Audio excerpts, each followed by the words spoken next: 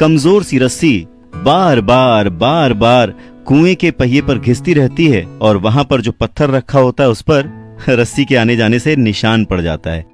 यानी कि कमजोर सी रस्सी से जब पत्थर तक कट सकता है तो फिर इंसान के दिमाग की तो बात ही क्या और उसके टैलेंट की बात ही क्या।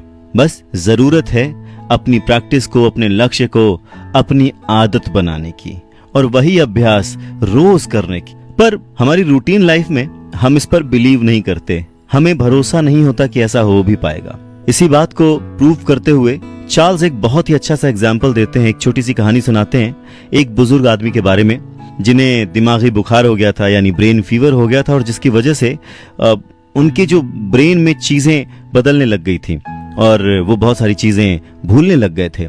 जब वो घर आए तो मतलब वो अपने दोस्तों को कभी पहचानते कभी नहीं पहचानते, कभी आने जाने वालों को पहचानते नहीं पहचानते, लेकिन कुछ एक ऐसी चीजें थी जो वो कभी नहीं भूलते थे।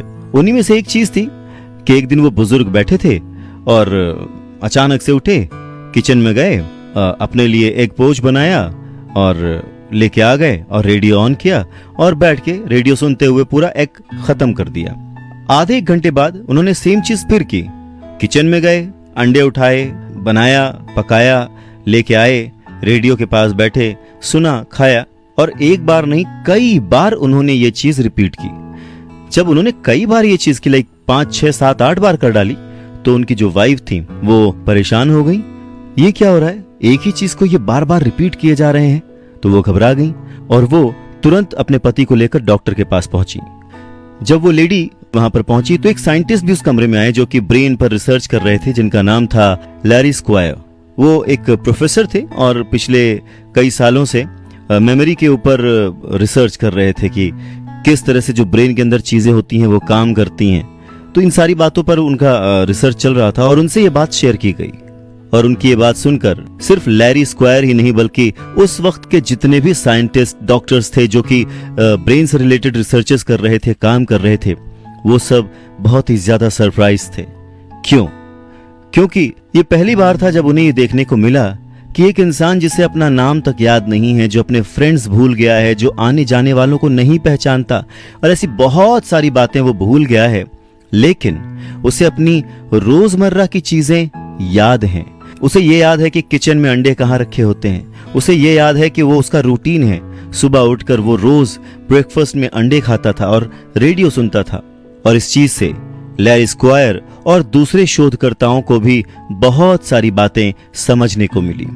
हमारा दिमाग बिल्कुल एक मशीन की तरह काम करता है, चाहे वो सब कुछ भूल जाए, लेकिन कुछ आदतें ऐसी होती हैं जिन्हें वो बिल्कुल मशीन की तरह रिपीट करता रहता है। आप चाहें न चाहें, सोचें न सोचें, जाने अनजाने वो चीजें आप अपने आप करते हैं। और ठीक वैसा ही उन बुजुर्ग के साथ भी हो रहा था जो कि अपनी सारी बातें भूल चुके थे। लैरी स्क्वायर के लिए ये वाकया, ये केस बहुत ही इंटरेस्टिंग था। तो उन्होंने क्या किया कि बुजुर्ग के दिमाग पर काम करने की सोची।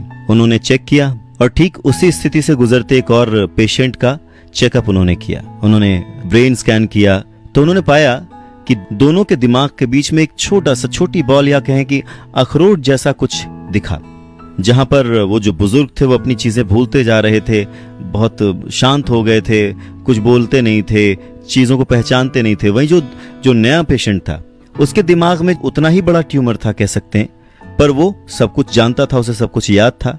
तो ये बहुत ही इंटरेस्टिंग था रिसर्चर लैरी स्क्वायर के लिए कि जो इंसान सब कुछ भूल चुका हो उसे फिर भी अपनी वो चीजें याद हैं जो कि उसकी आदत का हिस्सा थी।